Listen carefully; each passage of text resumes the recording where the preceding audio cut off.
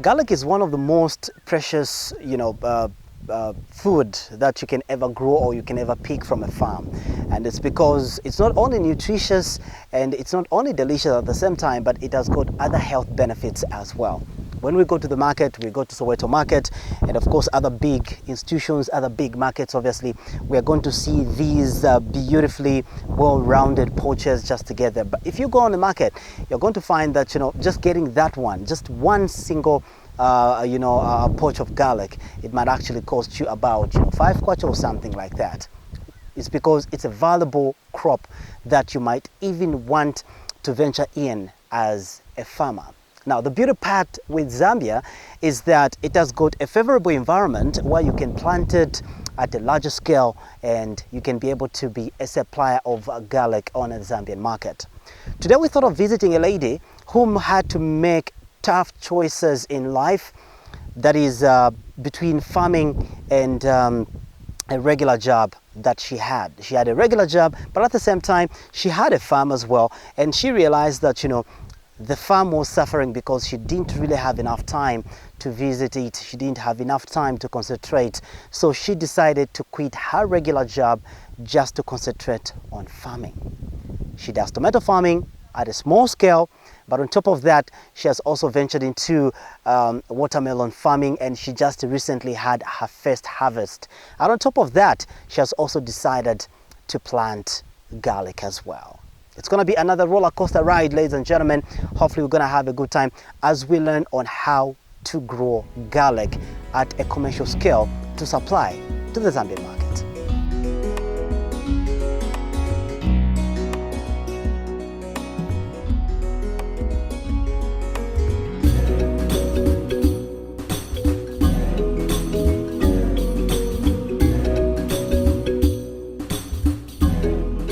Alright, so we are standing right in the middle of a garlic field, obviously together with Bondwe, and I think to everybody who loves Bondwe, I'm sure that you're going to enjoy this one because it's organic. Exactly, it's organic.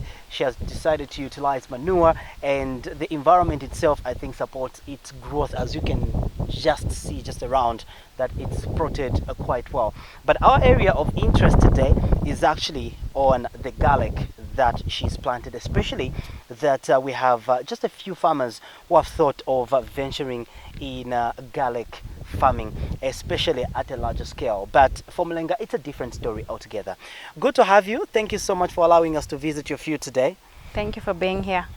Unless we have had a couple of appointments, but today we just thought, wow, how about we visit Kafua today? All right, so now to start with, how did you get this interest of doing garlic farming? Okay, so I had a regular job. I was in the corporate world, and last year in June I decided to quit my job because I wanted to focus on farming.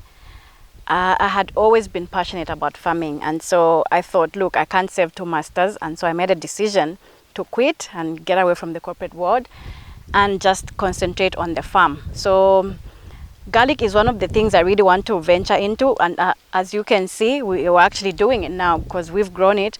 And it's a month old now. It's purely organic because I also just believe that it's important you grow your crops the organic way, exclusive if you are able to, because I mean it gives more value and nutrients, and it's also healthy. So I ventured into garlic because of its properties, and then also I'm in this for the money. I mean, it's a business, so, and I know that garlic sells well, and so I decided this is one of the crops I would like to venture into.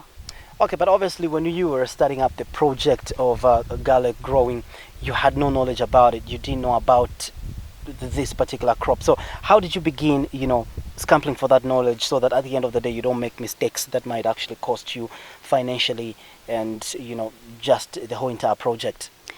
Okay, so I started to look around. I researched, and I know that I joined different WhatsApp groups and networks, and so somebody led me to Garlic Empire. And so I attended, there's a training that they were conducting, which I decided to attend. And from there, it was both theory and practical. I learned, and we were shown how to do this. And so I said, okay, why not? And then I decided to actually put it into practice and ventured out. Okay, so to start with, how is land preparation done when you are growing garlic? Especially that, garlic looks pretty much like onion. So I don't know whether the way we plant onion is the same way we also plant garlic.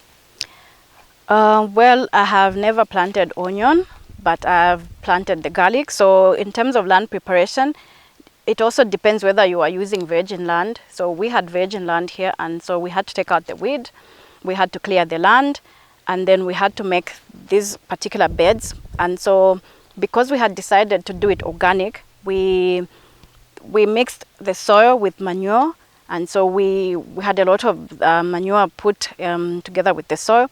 And then afterwards we watered the area and we separated the bulbs from the garlic, because we had to buy garlic seedlings. And then we planted. So the planting is 10 centimeters from one garlic seed to the other, and then also the spacing in between. So that's how the spacing has to be. Yes, the spacing has to be 10 centimeters, so that you give it room to bulb and grow big and nice. Okay. At some point, I used to believe that garlic is grown from the bulbs, and you have talked about the seed. Do garlic seeds really come in different forms? Well, the bulb itself is the seed. So when you are planting, you actually get the actual bulb, the actual garlic. So you separate the bulbs and you sort of get an individual bulb and you plant. So I guess the seed comes in the same form, but because in supermarkets, you can't just walk in and buy and expect that the garlic that you buy from the supermarket will sprout this way, because it's got to be specifically for planting. Because I think sometimes they do put preservatives, and sometimes they dry it in a certain way. So it's got to have the right properties for it to grow and thrive. Obviously, when you were having that workshop, one of the key things that came out was the grace period that garlic usually takes to mature and for harvest, and of course applied on the market.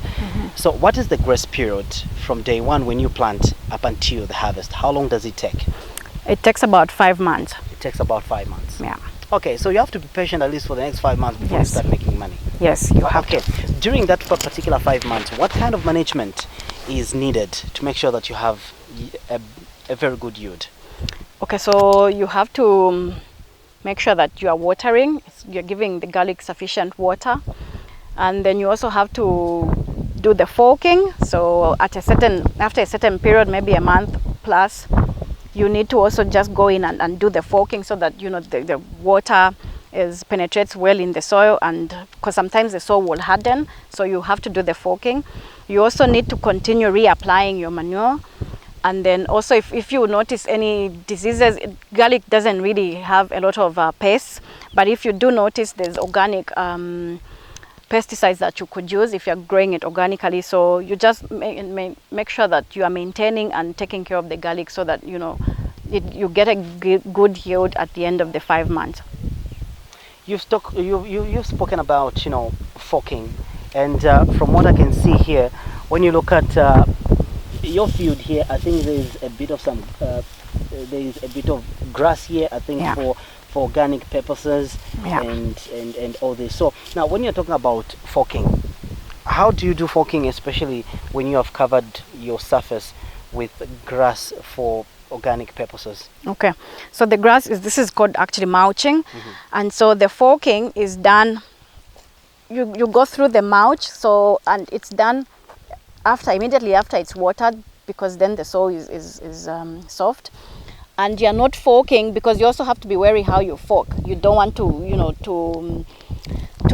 injure the bulbs, so you are gently doing that, and you're not necessarily forking like the normal forking that we know. So you're just loosening the soil and you go through the mulch like that. So it's not really strenuous, but you have to do it with a lot of care and skill.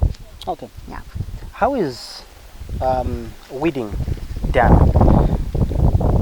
I'm sure that it's one of the key things that you need to put into consideration when you are growing garlic. So how is the weeding done? Okay, so To prevent a lot of weeds from coming up, we use the mulch. So the mulch is not just it's not just providing the nutrients, it also helping to maintain the moisture when the soil is watered. I mean, it takes a bit of time because you see it's hot. So it takes a bit of time for it to really evaporate, and there's a bit of it that still stays. And so when you are weeding, you just pluck out the weeds. And so you don't expect much because the mulch sort of controls the weeds, and so you're just gently pulling out. Also to be wary not to, to be very, if you're not gentle, you can possibly pull out the bulbs if the weeds are very close to the garlic. So you're just gently pulling out, like, taking out the weed as you see it. Okay. Yeah. How much labor is involved really in mulching and in weeding as well as you're caring for your garlic field? I think the most labor was at the time when we were separating the bulbs. Yeah, I think for me that was the time when we had to spend a lot of time, and I think it was a bit of labor intense. So, but as you go along, it's the watering is okay, and the weeding, because like I said, the weeding is controlled by the mulch, so you don't have much. Because this is like a month old, we've just been plucking out the bondwe, and we haven't really had a lot of weed. So, but I mean, it's if you have good maintenance, you shouldn't see a lot of weeds, because as you, like this field goes up to, it covers like almost half a lima. So where you see, if you have a lot of weed, by the time you're getting that side weeding, this side it will have grown, especially if you have not mulched. So the mulching sort of helps control the weeds. And so, but it's easy, you just pull out the weeds like that, especially after watering. Wow, interesting. Okay, so those are some of the few steps that you need to put into consideration when you are planning to venture into, garlic agriculture. Garlic is valuable. In fact, it's one of the cash crops that is on the market, and it's quite expensive as well, fetches a good amount of money. Now, as the garlic is growing, what kind of care does it need to make sure that it does not get infected, and of course keep on growing effectively? And on top of that, just how much water is needed to make sure that your garlic grows healthy? Stay tuned.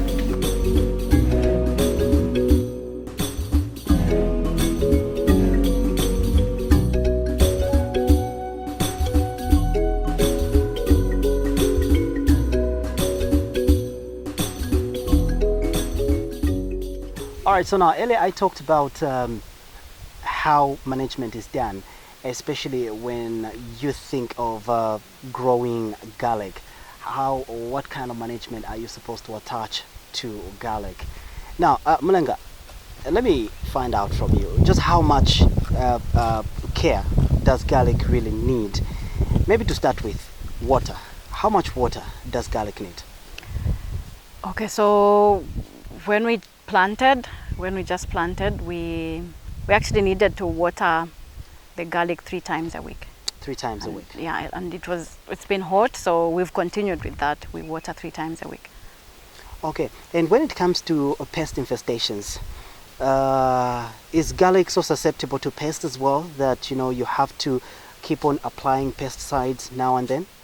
No, it's not, because I think most pests will actually not like the garlic, so it acts as a repellent itself.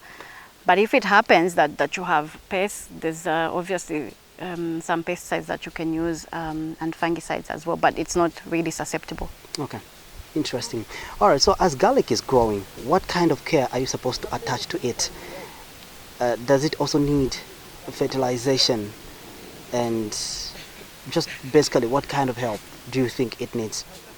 Okay, so yes, it does need fertilization, but like I said earlier, because we're growing it organically, so we just continue to apply manure. Okay. Like every other month, we would like to apply a manure, because then we're feeding it. Okay, so just how much manure are we talking about here? When we were preparing to plant, we had to use like 9 50 kg bags for each one of the beds. So, and these beds are like 50 meters long. So that's how much we needed to put. And so you can see we had started off with the far end there, and then we couldn't do it on the same day because we ran out of manure. So we sort of had to pause and source some more manure, and then we continued. So it's a heavy feeder.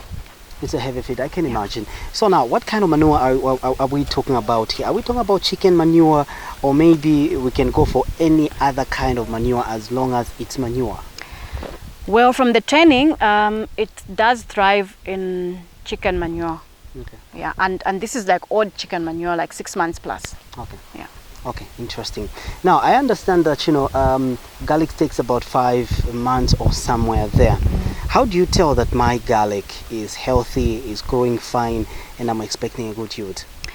Okay, so obviously you have to look at the time. So like after the 5 months, then you will see like the leaves will start to dry and wither, and then you actually see, you can almost see like on the ground, you will see the bulbs sort of almost coming out, like it's ready for harvest. So but the indicator, the biggest indicator is the leaves. The leaves. Yeah. Okay, interesting.